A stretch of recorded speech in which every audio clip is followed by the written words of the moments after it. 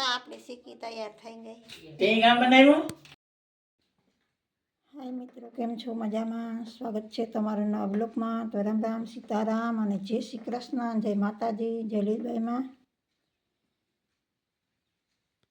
શરૂ કરીએ આજનો નવો બ્લોગમાં કન્ટિન્યુ રહેજો ને સપોર્ટ કરજો મિત્રો. થોડો લાઈક શેર ને સબસ્ક્રાઈબ ઘટે છે આપણે મિત્રો, તો થોડોક સપોર્ટ કરજો.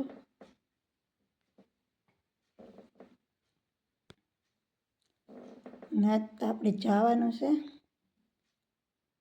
આપણી વાડીએ કોટડા.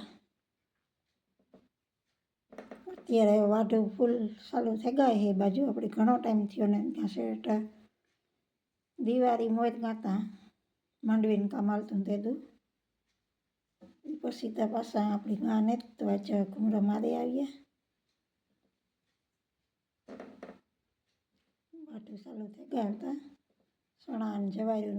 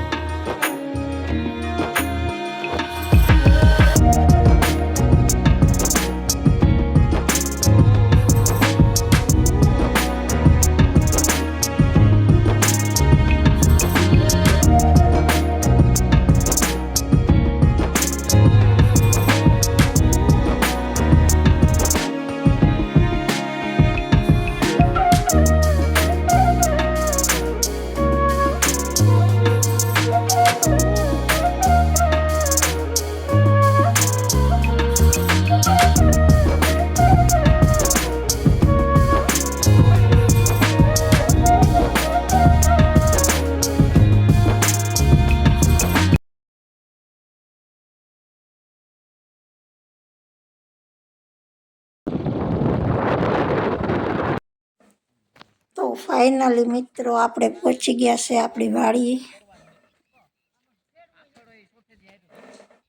આમાં તો કંઈ હજી વાવ્યું નથી. આખો આપણી સુમાહાની સાઈડ વાવી હતી તો નીકળી ગઈ ને રસ્તામાં બધે જ વાઠું ચાલુ થઈ ગયા ને અમુક આગતરા પાસતરા છે એ વરે. આગતરા તો વઢાવી ગયા ને પાસતરા છે એ વીપા. આપણી આ જવાર તૈયાર થઈ ગઈ. મસ્ત મજાની જોઈ શકો છો.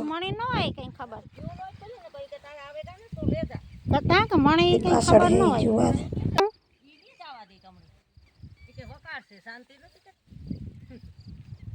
દાણો ને સાર બે થાય.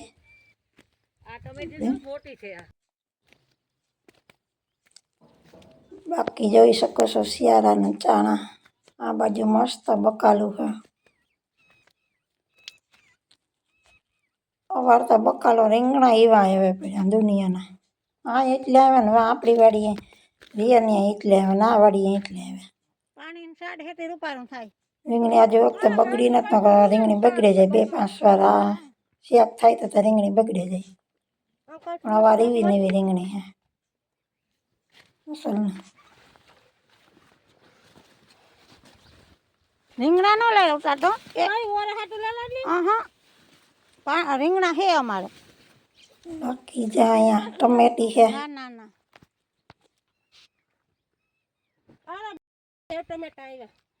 હા. કોબી મસ્ત આવે રૂપારી. કોબી અસલ આવે. ફૂલ કોબી હે. ઓલી કોબી ને ફ્લાવર હે.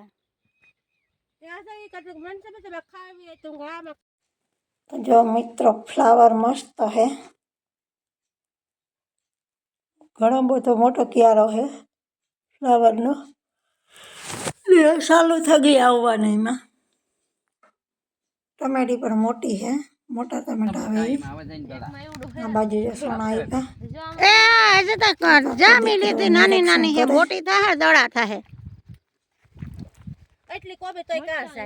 એટલી તો આવી છે એટલે એક એકમાં 4-4 5-5 દડા આવી છે. વાઢવાની તૈયારી થઈ ગઈ હવે જુવારની. ઈ આપો કઈ કહે તો સીધો ઓલી બકાલામાં બાજુ છે માં જો ભીંડા ઉતારે હું ખોદું આખું બકાલું જાઓ સરસ નજારો હે તો જો આપણે મસ્ત ફ્લાવર લઈ લીધી હે બાકી બકાલું તો આપણી સેજ વાળી ઓલરેડી ને ફ્લાવર નહોતા આપણી વાળી એટલે એ અહીંયા વાળીએથી લઈ લીધી ને પછી ફ્લાવરનું શાક ઘરે જઈને બનાવશું તો મિત્રો મસ્ત આપણે ફ્લાવરનું શાક બનાવ્યું છે સુપર છે તાકાતવાળું ફ્લાવરનું શાક દેશી ટમેટાનું શાક મસ્ત દેશી ટમેટાનું બનાવ્યું છે જે શાક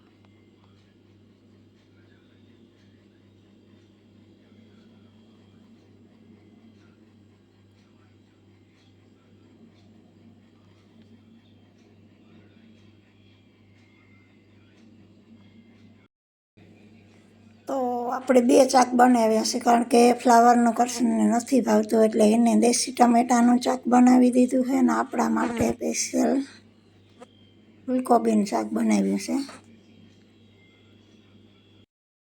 મસ્ત મજાનું જો અહીંયા બી શેકાય છે આપણા સરસ અને તીખી બનાવી આપણી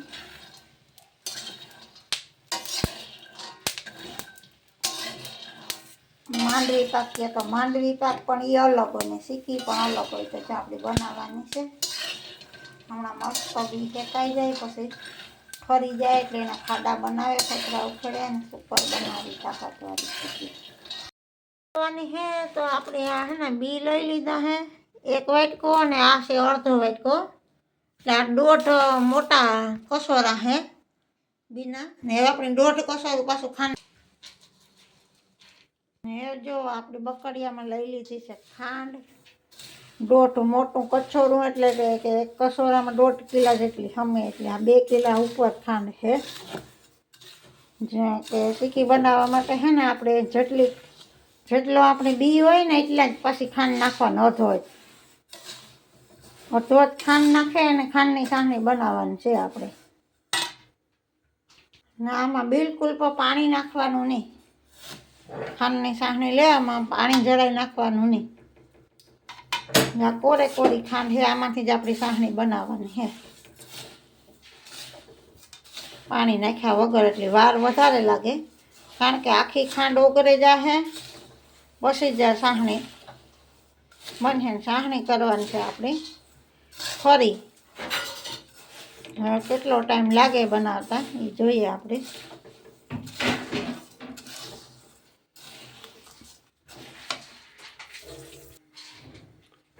આપણે સાહણી બનાવવામાં છે ને આ ઢેપના થઈ જાય ગાંઠ્યું આ બધી ગાંઠ્યું આપણે ભાંગવવી પડે હા જેમ જેમ ખાંડ ઉગડતી જાય ને ઢેપલા હમણાં ગાંગડીઓ બનતી જાય ઠાકોર જેવી એ પછી આપણે ઉગડાવવાની અને ભાંગવાની તવે થતી સખત તવે હલાવા જ રાખવાનું સિક્કી તૈયાર થઈ ગઈ ને હવે ફટાફટ હે ને આને ઉતામે કરીએ નકર આગળ પાછી ઓલી થઈ જાય તો આપણી સિક્કી તૈયાર થઈ ગઈ તે કામ બનાવ્યું સિક્કી લાડુ તમે લાડવા તો કેવી મસ્ત મજાની થઈ ગઈ તૈયાર ભરેલી આમાં બોક્સમાં અડધી ભરાઈ ગઈ ને અડધી ભરેલી